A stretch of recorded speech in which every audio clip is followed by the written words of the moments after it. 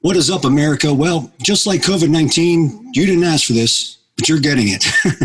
Welcome to Blabber Brains. Tonight's special guest, Tom Megalis. Let's do this. Blabber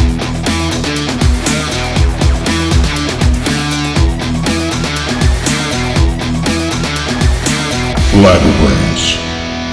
All right, welcome to Blabber Brains. We're finally here with our premiere episode. It's been a long time coming, and we've had a lot of obstacles to overcome along the way. So we're sorry that this has been delayed a little bit, but what can you do? We're finally here. We're finally ready to kick this show off, and we're kicking it off right because we got with us tonight Tom Megalis. Let's go, Tom Megalis in the house, everybody. What?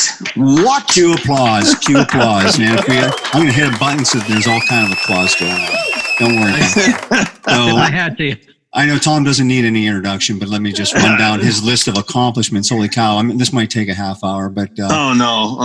He's a writer, a director, a producer, an artist, as we'll talk about a little bit. Stop motion artist, filmmaker, character voice artist, including most recently Captain Caveman of all characters for the new Warner Brothers. What is it? Yabba Dabba dinosaur or something like that. Yeah. So you and Mel Blanc, man, what great company to be in. Holy cow. Woo! I mean, how are you going to fill those shoes, man? It's wild because when I first got like the audition, well, and the guy, I've known him because I used to work on like the Amanda Show and some other shows on Nickelodeon. And so the guy that was putting this together said, "Hey man, I might have a part for you. It's like a little tiny kind of Neanderthal, unsophisticated gorilla rock of a guy." And I went, "Yeah, that's me." And then when I finally did it, it was like, the voice was, I was trying to add stuff to it. Like Mel Blanc actually, if you look at it, added things like, he'd go, and he added like these little extra things. Right. They didn't want me to do any of that. They're like, no, just really basic. As scripted. Hardly any. I was like, it was pretty weird, man, because it was written by the Coen brothers. They don't like improv at all? No, they don't. Oh man, dude, that's because I went to LA to record these things, and I was not for all of them, but for this one, I went to record, and I was there, and I would do stuff like okay, down on bedrock in the wood, and I would go like yamba, and they're like, "Hey, Tom, don't do any of that extra stuff. And I go, can I try a little extra thing? No, we're good. We got it. Next line." Right. They just churn, man. They don't want. Man. Just do the lines. And I was, now this is probably isn't everybody, some people want the improv, but This was like business, man. Come on, get those lines, move on. Next. So, anyway, but it's fun. Voiceover is a blast. I love it. Easy gig too, man. Easy gig. Oh man, you can look ugly. Yeah. You can wear like pajama bottoms. You can do it like quarantine. You don't even need to get dressed. Exactly. You can do it from home if you have the equipment too. No, and you have to memorize lines. Yeah, you can read it off the paper, man. But that's, I know a lot of people. They love the improv sometimes from the artist because that kind of adds to the character. But I understand, like if it's a low budget thing, it's almost like you have to stick to the lines because otherwise then they're like, okay, which take was better? Was that take better? Then they just want you to deliver the lines that they want so that they can move on. Mike, you were in my classic movie that I directed and co-wrote with my friend John Kasnick, who produced it. And my part was silent though. You cut my audio out, so you were just a drug dealer in black and white, but that's okay. Yeah, that's true. But I co-wrote this script and I'm in it, and at times I would just kind of I was doing this guy named Chuck Colenso. It was just kind of this guy who's like a weird Italian shyster guy. Yeah. And could barely see and just was just a nut.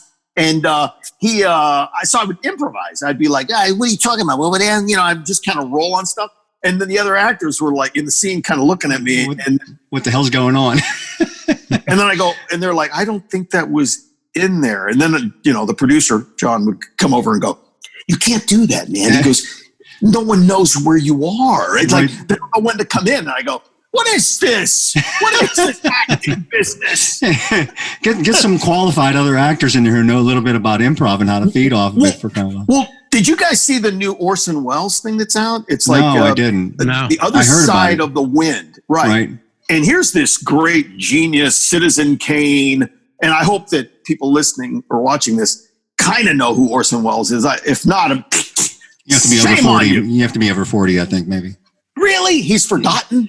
Oh, damn. Dude, I mean, there's people who don't know anything about, like, the Brady Bunch unless you're, like, over 40, for crying out loud. I'm not joking about that either. Oh, well, you know, what's that? I wouldn't worry, Tom. I think we're probably pretty popular quickly with the geriatric crowd and nursing homes and everything like that. They're tuning in. They're tuning in. I have a feeling we're not going to have too many people that are 18 years old going, what the hell are these three guys talking about? Yeah. I don't think that's going to happen. They could learn something. Not yet. Is it a documentary or a mockumentary or what is it? Man, the thing is about the other side of the wind. It's both. It's a documentary about the making of his last movie, and then they released it. Netflix came to the foreground. This film was shot in 1970 to 1976. Wow. Orson Welles' last film, co-written with his mistress. And she's in it a lot, mostly nude. That'll perk some people up. Wow. And Orson Welles mixed like handheld 16 millimeter, 35, Super 8. Like it was a crazy film. Wow. That was this sort of improvised. And what he said at one point was, I want to find the accidents. I want to find the happy accidents, which I totally get, man, because when I do art, I always work that into something might happen, Right. Yep. Instead of like fill in the blanks, like, here's the drawing, fill in the blank and make this painting, or here's the script, make this film. He was like, let's create some chaos and something that could happen. So it will be this spontaneous sort of morphing piece. Now, what happened was the film is hard to follow, man, because there wasn't a big plan, Right.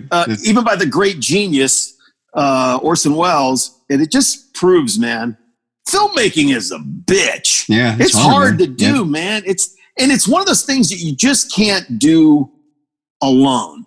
And I know, Mike, you've been involved in trying to create this animation outside of the industry, and it's certainly gotten easier. But after watching that, I thought, dude, you could have had a much easier life had you played the Hollywood game. Yeah. Yeah.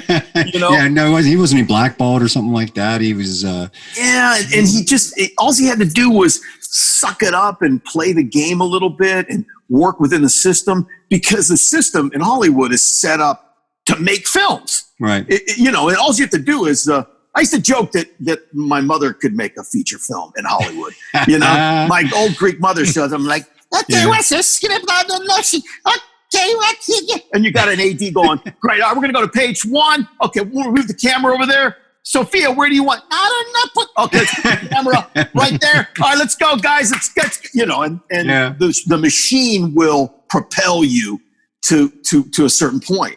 Right. And you're in, man, dude, I don't know. There's probably independent film people listening to this, but I think it's almost impossible to make a big film with really, really high-end acting unless you tap into the system to some point.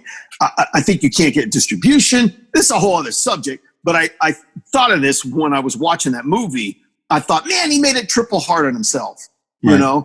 He could have just had the support, being the genius that he was, and played the game and had the support, probably gotten the money to do it. It's never easy to get money in Hollywood, but he made it so much harder. I don't know, man. Well, and in the end, dies penniless. Yeah. I know, which is, not really. He couldn't take it with him anyways. No, he couldn't take it, but he was doing. But remember, though, if anybody knows Orson Welles, at the very end of his life, to make a buck, he was doing really bad commercials for Paul Masson, and he was drunk half the time. And he did the Nostradamus documentaries as well. Dude, anything to make a buck, man. Right, exactly. But anyway, I just watched that. That's why it's fresh on my mind. Right. Well, I mean, I love to direct. right?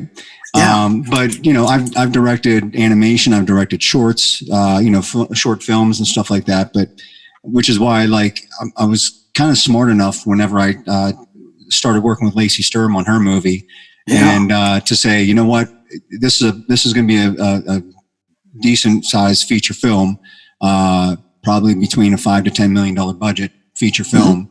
I'm going to bring in somebody else, put them at the helm of directing, because as writer and producer and stuff like that, I want to kind of ease into that role. Not that I'm afraid to direct, and I'm nowhere near afraid to direct, but I'm just saying that there's so much on my plate with everything else I've got going on. I'm not about to, with the first feature film, take on that role of director as well. And smart. I mean, it's just, you can get overwhelmed really super fast. So bringing on a director that knows what he's doing, that's all he's got on his plate, is focusing on that. It's probably the best move to make. I agree, man. You talked about the hard part about filmmaking. It's kind of almost the same thing in the music business.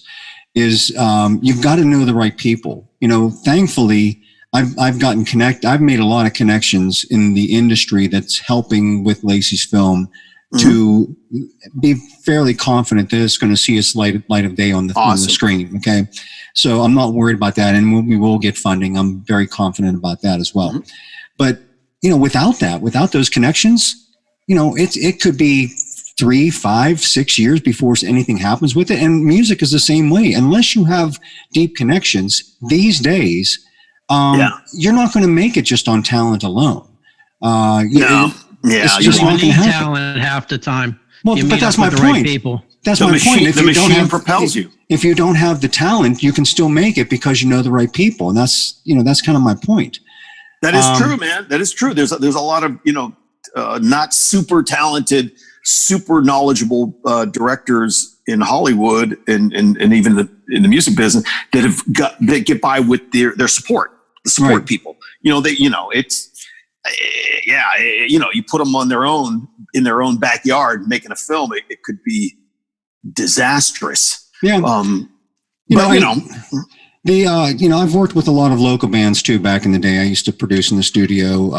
Once I figured out that it was a much harder road to travel to be a musician or play in a band to get signed, it was a smidge easier road to travel to be a producer. My thoughts were to produce some local bands, have them get signed to a major label, and then hopefully they would like the experience of working with me so much that they take me with them to their major label deal, and that's how I make a name for myself that way. But the problem was that, like every band I was working with, I've worked with 2 bands that got signed to a label, and both bands never ended up even recording the album for a couple of different reasons. It's one of the bands preferred being a bigger band, like a bigger fish in a small pond. It was the whole threatening thing of, okay, even if we put this out, is it going to do anything? Do we have longevity? We could be blowing what we have right now. And the other band just didn't want to be dictated to by a record label. They're like, we want to play the music we want to play, and they want us to record stuff that is kind of like the stuff that is like we feel is like on our edge. Which is the stuff we don't want. We only do that stuff to like maybe attract some people. Well, that's what attracted the record labels. They heard the radio play of the song, and they wanted more of that stuff. And they're like, no, thanks. We're out of here. So they turned it down. So it's just like, okay, this isn't happening. Hey man, there's a great history with a Pittsburgh band with locally is when the guys from Wild Cherry play that funky music, White Boy, and they were like, wow, this is what they want to hear. And that was what the song's about. And that was their biggest hit. And then they milked that for about 30 years. And then even like, there was nobody left. I remember there was nobody left in the band but the drummer.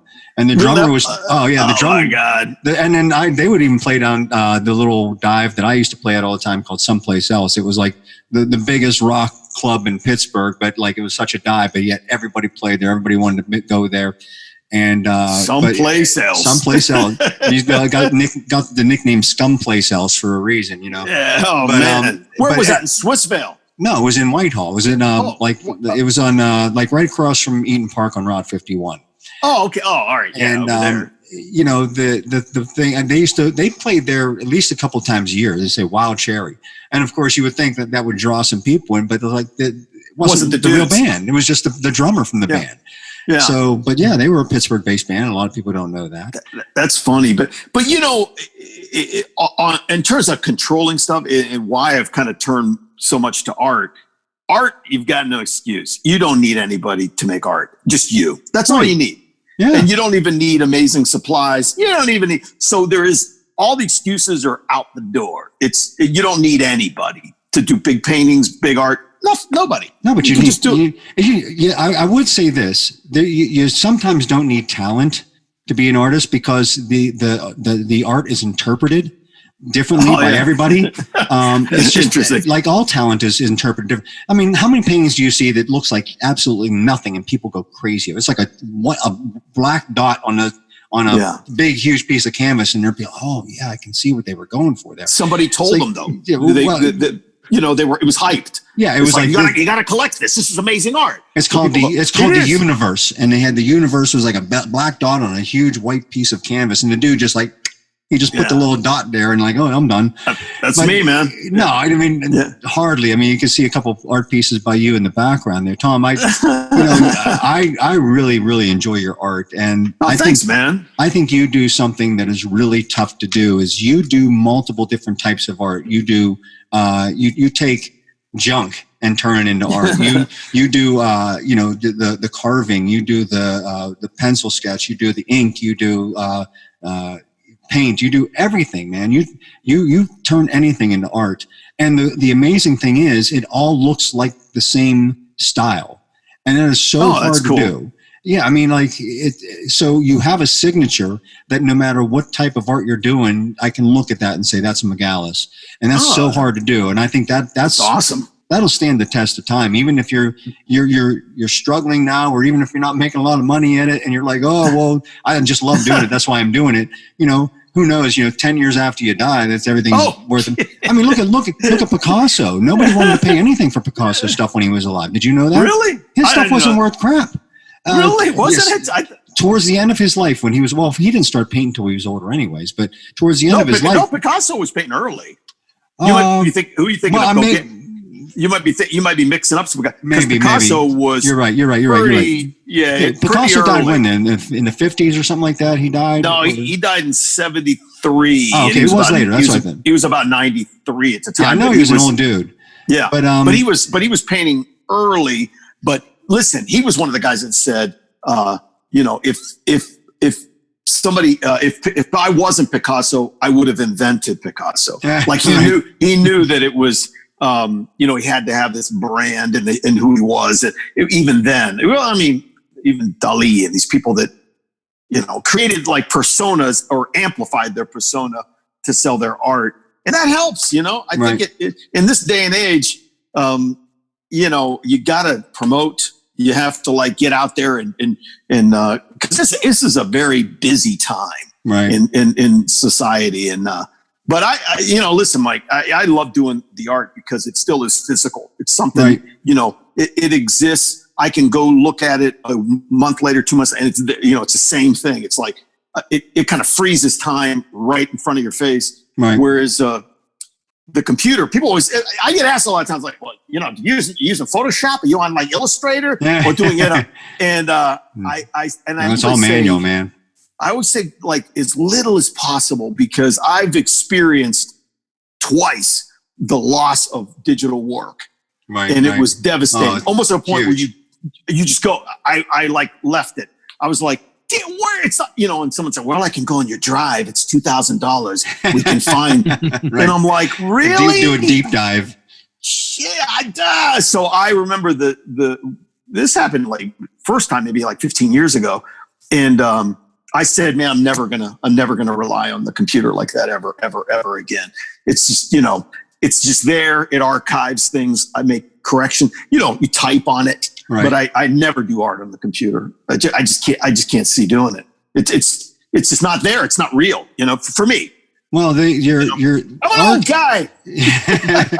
art is a lot like music, where, like I said, it's a personality that comes out in the artwork itself. And Mark, it's the same thing with you. Kind of like, no matter what you're doing, whether you're doing something that's relevant in rock, or whether you were doing classic rock, or whether you're doing something more in the country vein, you have your own style that goes with it, and it's like a signature stamp saying this is Mark Anthony, regardless of what style it is. You have a certain signature that you stamp on it, and again, that's kind of unique. Not everybody can say that. I've been trying to shake it off for years. Nobody wants it. There is, but Mike is right. I mean, there are certain ways I sing something, there are certain chords that I play, or even on a guitar solo, there's certain patterns that I'll do, and I've had to reinvent myself a million times. I never stuck. Like, there's a lot of people, Mike and I know, that are still, hey man, we're gonna be trying to learn some old Rat and Slaughter and all that. And I moved past. I've gone with the changes and adapt to what's going on, because I never wanted to be one of these guys that people said, oh, there's that old dude over there trying to play rock. I just want to be that guy. Right. That old guy. And I see people with their hair down here, but their hair up on top is only like this. You need a microscope to take a look at. It's like, that's the only thing that I could say that I've been pretty good at, is being able to move on and sort of change what I do somewhat. But if you were talking about people not breaking into the music industry, I should probably put out a book, How Not to Make It Big in the Music business. I just write everything out that I've ever done, put it into a book, and then people could buy, read, and go, okay, well, if I don't want to succeed, I'll follow Mark. If not, let's do the complete opposite of everything. And maybe something will happen. Step make one. some money sooner. Maybe I can make some money for a change. Here's step one: stay in Pittsburgh. That was a big thing. Big thing for me is I've never tried to sound like I was from Pittsburgh. I was always sort of a little different, because I didn't care about what went on here. I looked at it on a more national basis, and it was extremely hard to get people to follow what I wanted to do. Even when Mike and I had a band together, the Slut Puppies, and we were doing that sort of modern rock that was coming out in the 90s. In the 90s, past the grunge and everything. And it was really good. And people loved it. Yeah. People came to see us live. But when you would go to a bar owner and you would give them a demo of our music, they would go, what the hell kind of music is this? What's going on everywhere else except here in Pittsburgh? And that would be the biggest thing, is that they would be like, They want Lynyrd Skynyrd, what is this type of music? I don't even know what it is. And it's like, well, there's a lot of people like Stained and Stone Temple Pilots and Alice in Chains. They're all doing really well with this, and they just couldn't get it through their head. Like, what, you don't write about working in the mill? It's a Pittsburgh mentality, and unfortunately.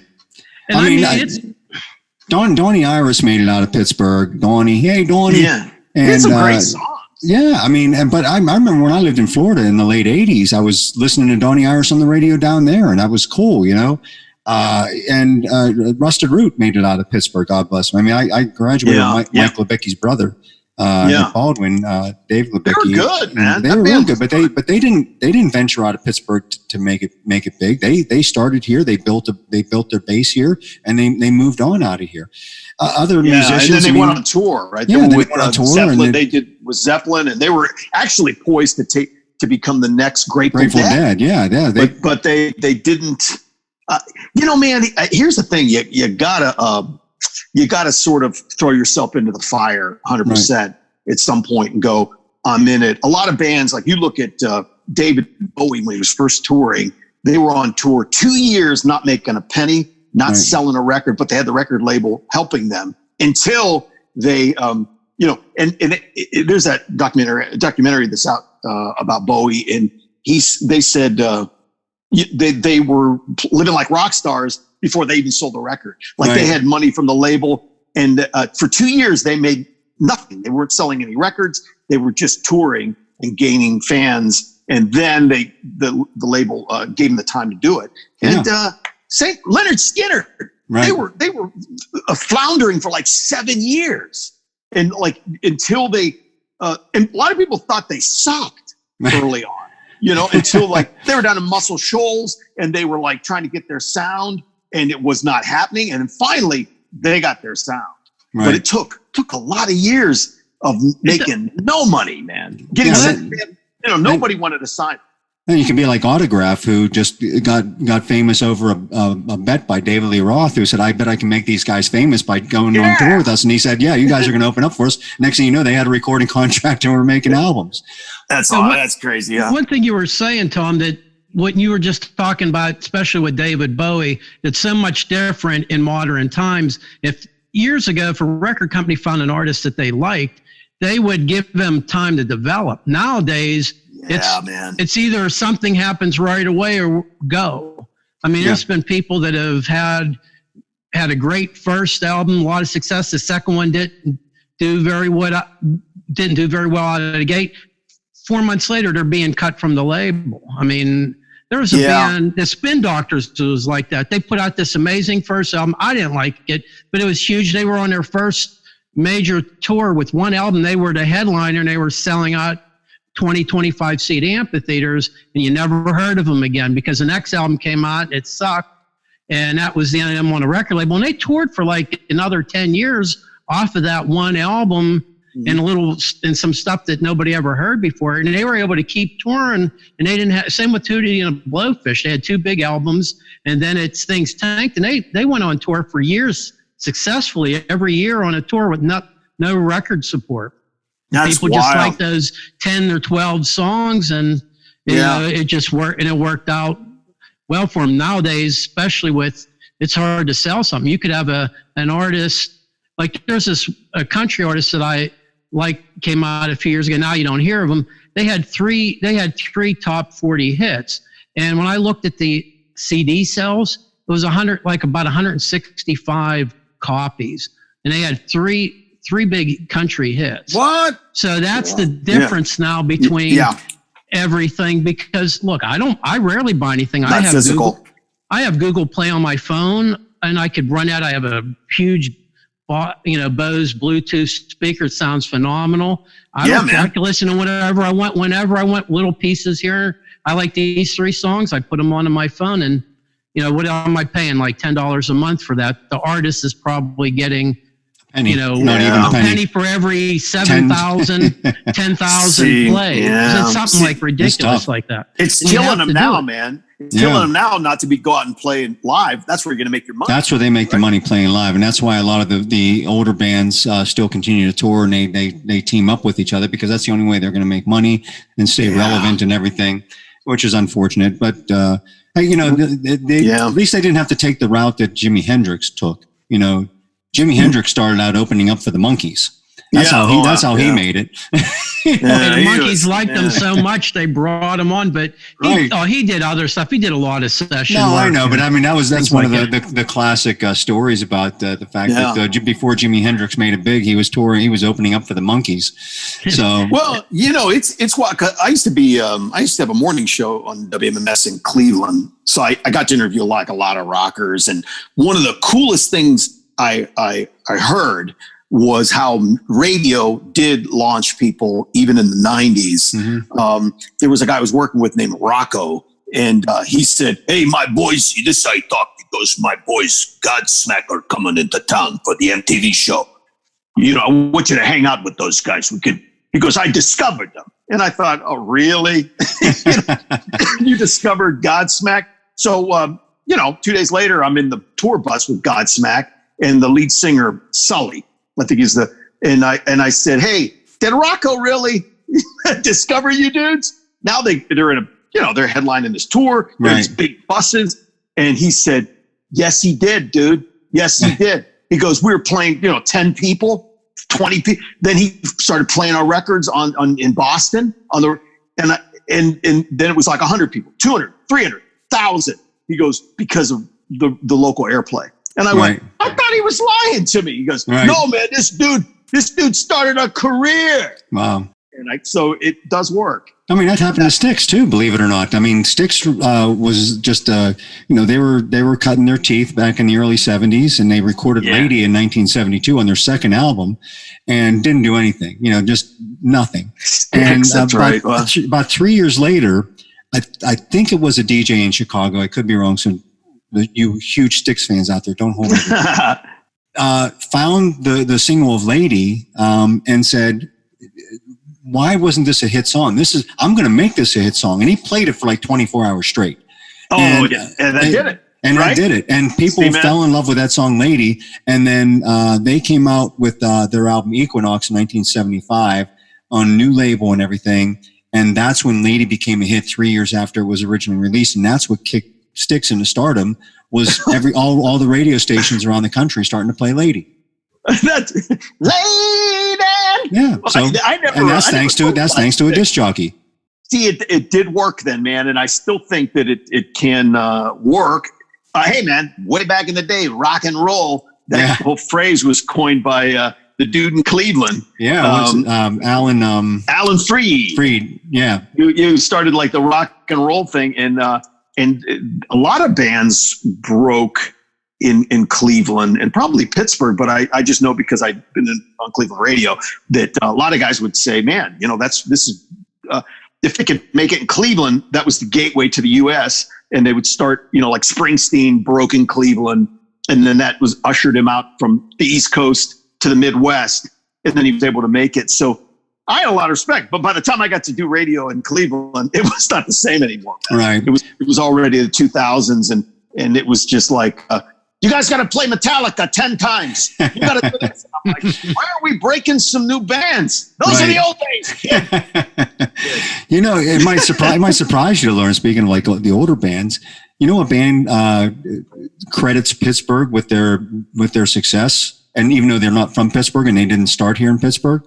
Wait, let me take you. It was probably like Anglers started them. Well, yeah, you're right. Yeah, they had a lot to do with them. You know who Rich Angler. All right, wait, hold on. No idea. Hold on. Because I think I knew this because I talked to his wife Cindy occasionally, who's an artist, so I'm going to guess. Hold on. You're going to pull this out. I know it. I feel it.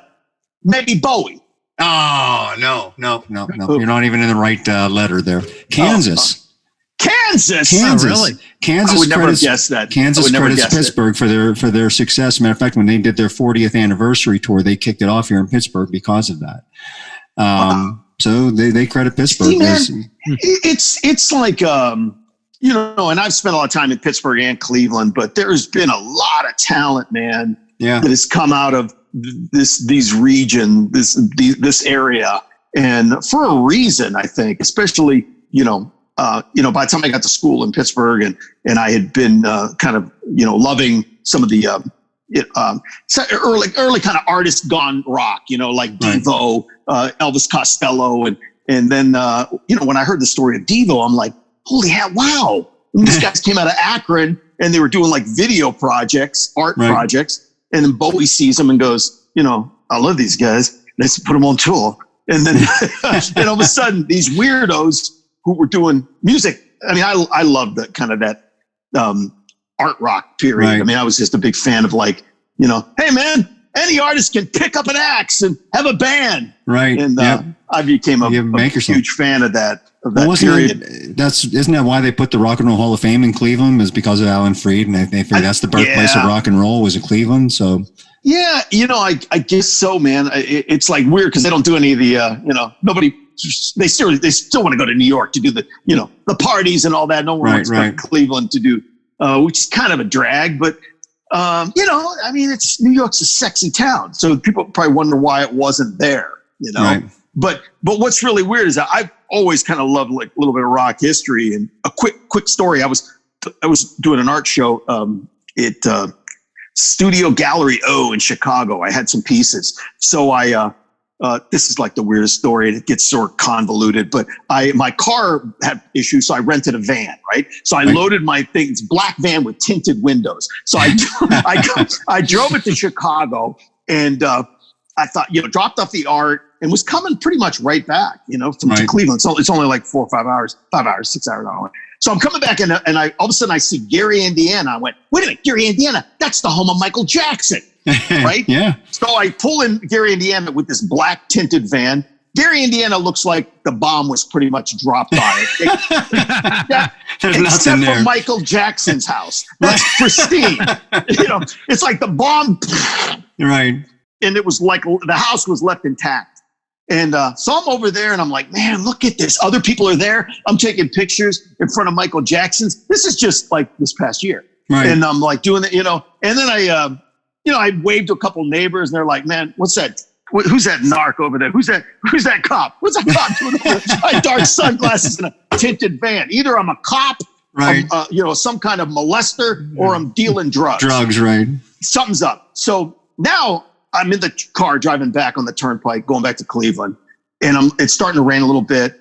All of a sudden, I said, well, I'm going to put up these pictures on Facebook of me by the Michael Jackson house. This is amazing. And a video of me.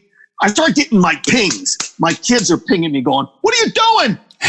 Michael Jackson's nobody likes Michael Jackson anymore. He's the freaking molester. Take those down. What are you doing, Dad? Right. Take those off. And so I'm like, oh no. So I'm trying, I got to take these off. Right. Now I'm driving. I'm going 70 miles an hour in a black van. And I'm taking them off Facebook.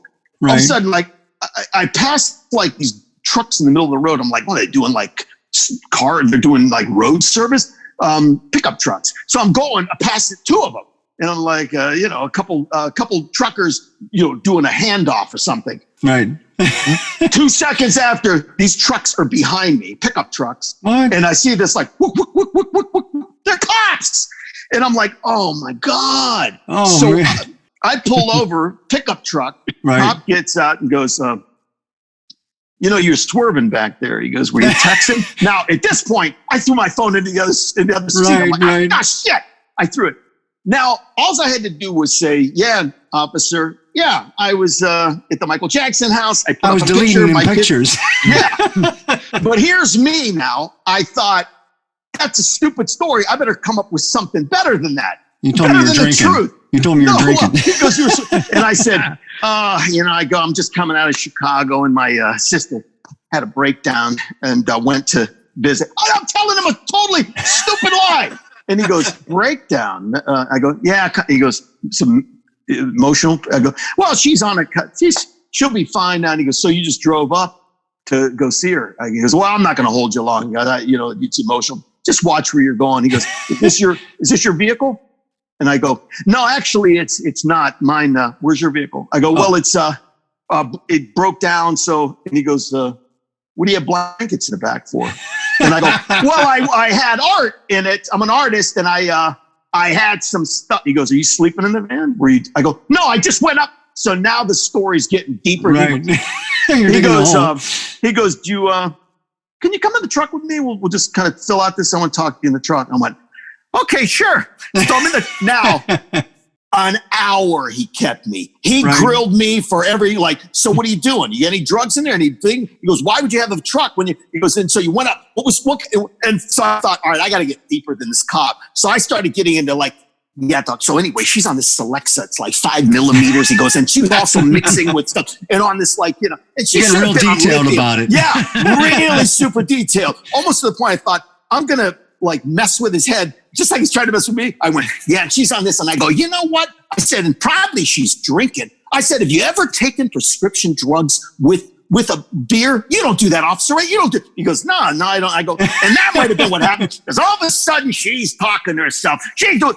And then he goes, all right, well, okay. And he goes, so yeah, maybe you should stop and take a break and get coffee up next. So he lets me, but it was an hour. So dude, here's the bottom line. Don't lie to cops. Don't drive vans that have tinted windows because you look like you're running guns or drugs. And I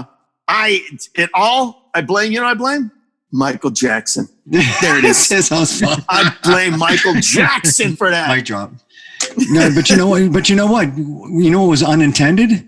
You had an hour's worth of improv practice that you couldn't get on your own.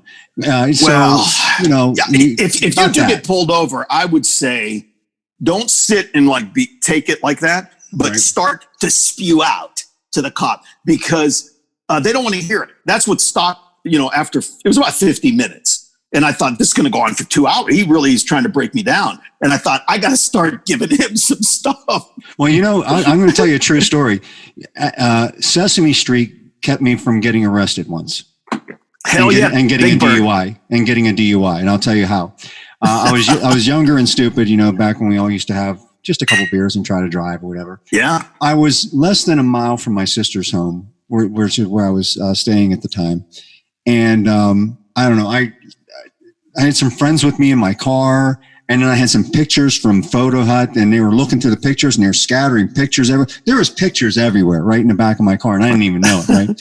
And a cop pulls me over, and starts asking me questions. Where was I? Have I been drinking? And I said, well, yeah, I had a couple of beers. I said, but, boy. I told myself I'm a big guy, and that was a while ago. You usually let a few hours pass by before I start to drive. I said, I'm fine. And so he says, well, we'll see if you're fine. And he gave me some tests to go through. Well, first he goes, he's looking in my back seat with a flashlight, and he's like, what's all the pictures back there? And I look back and I'm like, no idea. I had some pictures of friends of mine, just scattered them or whatever. So he said, so he started running me through the ringer, and he said, I want you to say the alphabet for me. And I said, okay. And I said, Absi Defki Jekyllman Opkristuvix is.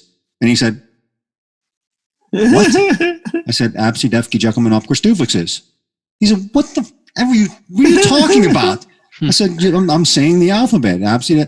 And he goes, I said, I'm sorry. I said, I'm reverting back to Sesame Street from when I was a kid. That's how I learned how to say the alphabet from Sesame Street. Big Bird used to sing a song, Absi Defki Jekyllman Opkristuvix is. That's the alphabet. And he's just stood there for like a second. He's like, I guess if you could say that, you're not drunk. So get the hell out of here and just be careful. Yeah. Big Bird saved you, man. It stunned the guy, literally stunned the guy by saying, by hell saying yeah. It. So thank you, Big Bird. You kept me out of this. That's never happened. I don't think anybody's ever gotten out of jail for knowing a Sesame Street song. No, I mean, but that's how you get stories, right? But something odd and weird happening, right? Now, all those Jim Henson stuff. Did you ever see his when they did the Jim Henson Museum up in Queens? In that story, there's the history of the Museum of Television History or whatever. Right. And I saw Henson exhibit and his little drawings and all his little 60 millimeter films, Bolex. And I came away going, I was an artist, 100% an artist. Right. And he just happened to, work with puppets and do that. Right. But, and then as soon as he dies, it turned to crap because the art guy's gone. Well, and not only that, but Disney swooped in and took over. There's no artist there. That guy at Disney died a long time ago too. It's like right. But so anytime Disney takes over, things happen to turn to crap. So, but in early years, Disney was kind of a visionary. It was good, right? But then it became really, really big, but I came away going, man, Henson, God, he did some really cool stuff. And then it kind of made me think of how in the 90s, when I was doing animation and film stuff, artists were still in television. They gave us money to make stop motion films, just weirdos with ideas. MTV would go, you have an idea? And you'd be like, yeah, here's something. They go, here's a few $1,000, make a little promo. Right. And it was a lot of artists that were doing that. And in fact, if you look, the Emmett thing I did, right? Yeah, it was fabulous. I loved Emmett. So if you look now, if you Google this, or anybody wants to Google this, Google the most disturbing children's animation of all time. And it's a couple people have ranked it number one. This piece I did for Nickelodeon for Kablam. Was it the puffy rice, or what was it? Yeah, it's like puffy things, puffy things. Puffy thing. Nigeria's puffy things. Yeah, so that was Emmett's voice. But this guy put it up on his site, the most terrifying thing, and he narrates it and goes, the number one most disturbing cartoon from the 90s, which really almost destroyed my childhood, is this. Emmett Freedy. It was on Kablam for Nickelodeon. Oh, wow. Watch this. And they showed it in I saw it online and I emailed the guy. First of all, I commented and he goes, oh my God, the guy that did it is commenting, and then he emails me. I gave him I texted him or messaged him, and he's like, "Oh my God, I should have asked you." And I go, "Dude, this is a huge honor." I said, "I'm really flattered that you this really disturbed you, and you call this the number one most disturbed. It's number one." Right. And he goes, "Oh, you're cool with it?" He goes, I go, "Yeah, that's fantastic." Not often you can be number one at something, you know? Well, and it made me think that, that was kind of the last time, networks allowed just, kind of some artists to just with Bolex's cameras to go make films, and then it kind of clamped down. And now I think you could do your stuff on the internet. You can do whatever you want now, right? You could just, pretty much. It. I mean, look, we're doing Blabber Brains. Blabber Brains. But I mean, you're talking about Kablam, because I know Scott Paulson used to be involved in that.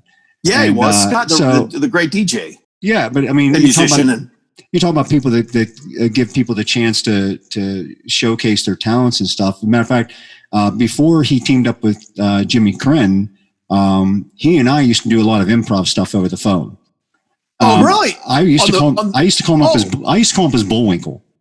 Oh, so man. If on you ever the listen TV show? On the TV show. So if you ever listen to the old Scott Paulson show and people remember, because I know people a lot of the time, "Oh, you were Bullwinkle." I'm like, "Yeah." So because I used to do it, a perfect Bullwinkle, right? So I call him up all the time, like, "Oh, there's this outrageous Mr. Scott Paulson," and he'd be like, "Oh, Mr. Winkle, how are you doing, sir?" And we would just wing it. We'd just go along and wing it, right? That's awesome. So then I started mixing up the characters, whatever. And I called him up one time as this guy. I just was making up the voice, and I was like, "Hi, this is Scott Paulson," and it was like this nervous guy who was like maybe a little too much, Thorazine or whatever. Yeah. And he mistook it for Bobcat Goldthwait for whatever reason. So we just rolled with it. So anytime I called up with that voice, it was Bobcat Goldthwait, even though it sounded nothing like Bobcat. It was more like Jinx the Cat or something, Yeah. That's funny. Pieces to pieces. But but it was so funny because anytime I'd call the show, he would just go with it. You know what I mean? It was pure improv. He was great. He was a great setup guy, man. Guy. But the funniest thing was when I moved to Florida. And that was about the time when Jimmy Krenn came on board. Yeah. And so I came back up and I was visiting, and Jimmy never heard me do Bullwinkle. So I stopped in at the studio, and we were trying to figure out. Scott was telling Jimmy about my voices and stuff like that, and we tried to work out a little skit called Bull Moose Dorm. It was taken off, Bull Dorm. And so we'll just make it up. We just wrote out little things about this. Let's just do this. Let's do that. As soon as I went into my Bullwinkle voice, Jimmy Krenn fell out of his chair. It was just the funniest thing in the world. But anyways, so that was awesome. But the whole point of that was that Scott could have easily, whenever you call him up, saying, "Yeah, get out of here with this." You know what I mean? I don't know what you're doing, whatever. Yeah, and just get rid of it. But he embraced it, and he's like, "Yeah, let's go for it." You know what I mean? And that's awesome. I used to record those, and if you listen back at them, they sound like skits. They sound like setups that were skits, but it was all completely improv, and it was amazing. I had a great time doing that. Well, they were, I actually, the Lou and Costa characters were born on DVE. I just started, and I was, I had no desire. I didn't know I was going to do any radio, but I was doing some weird ass stand up at the Funny Bone one Sunday or whenever it was downtown in Station Square. Right. And Krenn was there, and he's like, "Hey, I really like that, man. Hey, you want to come write for the show, be on the show?" I'm like, "Hey, whatever." And I just started calling him like that. But I mean, imagine that those guys were, Scott Paulson and Jimmy were so helpful in helping people like you, me, whatever, to kind of get on air to do stuff. And when you're forced to do something on the air, you can develop it. You know what I mean? Because you're like, let me focus to do this. And I did those characters, and then I did animations off of them, and I continue to do them. But it was like just born out of that. So I think you guys sometimes got to get forced to. You said they sound like skits. Well, you were focused. What I would do is I would come up with this idea in my head. I knew what I wanted to say and how I wanted to execute it. Yeah. And sure enough, he would play right into it, and he would go along with it. We literally went on for like 3 or 4 different phone calls where I left Hollywood. I went out to Hollywood to make the movie of Bullwinkle. Yeah. So I just left cartoon land, whatever. I'm going out to Hollywood. I'm going to make it open, do a studio and all this other stuff. And he just played along with it, time That's after time. awesome. It was a blast. And so anyways, I mean, you just don't see or hear that stuff anymore. And that's a shame. But, I always say this, we may have had, our parents might have been part of the greatest generation, but I do believe that people our age, we lived in the greatest times. The late 70s, 80s, or, early 90s, in my opinion, there were no greater times to be an American, be on this earth, listen to music, just get away with the things we got away with, feel free to explore yourself. We'd have no internet back then to go back on and say, oh, you did this, you did that, or whatever. So we could be as stupid as we wanted to be. It was great. So, but anyways. I mean, and it was tangible, man. It was as a kid growing up, I remember just, mini bikes, playing football, dirt, eating fruit off trees, and never being home and never having a phone. I mean, I couldn't imagine ripping through the woods on my little mini bike, checking my phone. Right. That gets in the way of life. Right. Yep. But on the other hand, though, look at what we're doing on the telephone. I'm on my phone now. Right. So who would have thunk that, man, back then? Damn, this is space age stuff we're living now, man. So I'm kind of digging it too. Thank God for the technology. It's cool to be able to see it, though, evolve from seeing cell phones in a bag that somebody would plug into their cigarette lighter in their car to now, geez, that's what I'm using tonight. I'm running a microphone off of a preamp into a cell phone and talking to you. It's just crazy. Do you remember those dudes would be like, I don't know when it was, early 90s or whatever. People would be like, hey, use my car phone. What? You got a car phone? And, you go inside the phone in the car and be like, man, don't use up too much. I only got so many minutes per month. Dude, that was my dad had a car phone in the 70s, in the late 70s. 70s? In the late 70s. He had one in his Lincoln. And that's crazy. When the phone would ring, his horn would beep. And it was annoying, like, meh, meh, meh, like when you're in the house, whatever. And to make a call, you had to pick the receiver up and hit the button. You get an operator. You tell the operator to make a call. She'll make the call for you. I thought it was Mr. Bigwig in the 80s when I moved to Florida, and I went to Radio Shack and I got a car phone installed in my car. And I won up my dad because I got like a little microphone that I used to clip onto my sun visor, and I was going hands-free. Dude. I was hands-free in the 80s, dude. I was like, you had it all. I had it all, man. You were living that Tampa lifestyle, right? And then when I came back up to Pittsburgh, I upgraded to a freaking flip phone. Now the battery was about that big, but I had a flip phone. Yeah, and, you did. My dad used to have he migrated to the brick. Remember, that was like the first cell phone was like this brick. And that my dad had one of those. It was so funny. I still remember it. Well, did you do the transition where it was like, okay, dude, listen, call my pager. I'll call you back on my cell phone. I used to have a pager. Yep. And that didn't make any sense. Like, why don't you just give me your cell phone? No, man. No, you have to do the pager. I'll call you back. Well, because what was that all about? Well, because like 50 minutes was expensive back then too. That's what it was. Yeah. Well, first of all, it was to save money. Second of all, it was to be able to not. It's kind of like texting now makes it so much easier because if you don't have the time to get back to somebody, you text them back whenever you get back to them. Or if you don't want to bother them on the phone, you just text them. Paging was the same way. It's like if you don't want to bother somebody or don't know if they're busy or something like that, you page them, and that means call me back as soon as you can. Call me when you can. There it is. It makes sense. Right. I was like, but I was like, people have double thing. I got 2 pages. I got 2 cell phones. I'm ready.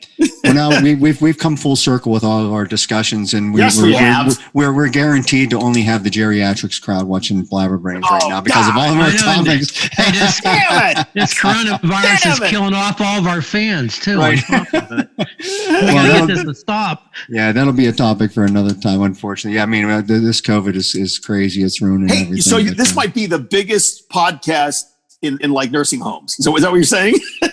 You never. Hey, they're not doing anything. We got to get a niche somewhere, right? We gotta, it doesn't matter, man. It doesn't matter. You got to your audience needs to find you. Their grandkids are coming in visiting them, saying, "What are you watching? What are you watching?" these three crazy, these idiots on the little television. They're talking about mini bikes and back in the day and Jimmy Cred. Who? Oh man! So hey, this has been a blast, and I want to thank you for helping us kick this off. Much like Saturday Night Live had George Carlin as his first guest. You're right up there with the ranks, helping to kick this show off with George Carlin. Wow! Hey, Thank you. I agree with him. I'm not saying that Blabber Brains is like Saturday Night Live. I'm just saying there's a correlation between first guests on the show. So. Yeah, that's good. Yeah, that's but who was the? I don't know. I'm trying to think. I don't know. George Carlin was the first thing. He was the first guest. He was the first guest. I just remember like the old Albert Brooks films that I thought were great, back then. But anyway, go and wrap it up. Though we can't continue another conversation. People aren't listening now. No, right. I know. The three of us, I think we could keep this up for another 2 hours, but I'm not sure if anybody else would stay tuned in that long. But I think my battery's starting to die. This was great. Really appreciate it. We'll have to have you back on again soon. Thanks, guys. So for my partner in crime, Mark Anthony, myself, Michael Cadry, Tom Megalis, go out. Hey, why don't you pimp some of your social media? Where do you want people to go to? We'll throw it up on the screen. Well, at Tom Megalis, that's like my Instagram, TOMMEGALIS. Right. You might put it up though, right? Oh, we'll put it up there, TomMegalis.com. There's some art up there. That's my website. Right. Tom Megalis Art on Facebook. Tom Megalis on Facebook. Oh Tom my Megalis gosh. is everywhere. Just look for my Google art. the guy. You'll find him. Google it, and look at the Emmett on. You'll get a kick out of that. Yes, watch Emmett. Everybody Google Emmett and watch it on YouTube. It's great with the puffy dinks and the lace case and stuff like that. Puffy dinks. It's awesome. All right, Tom. We'll take care of that eye. Get healed up real quick. It's feeling good. It's feeling good. Awesome, man. So we'll see you around the campfire. And to for everybody my else, Greek people, go ahead. Kaliniktas, Yasu. You just broke us into another bracket of viewing audience there. Yeah. Yeah. Oh man, Greeks, you're gonna love that. Yeah. Well, we don't know when we'll be back again, but I can guarantee you we will be back. So until next time, people, see you later. Blabber Brains.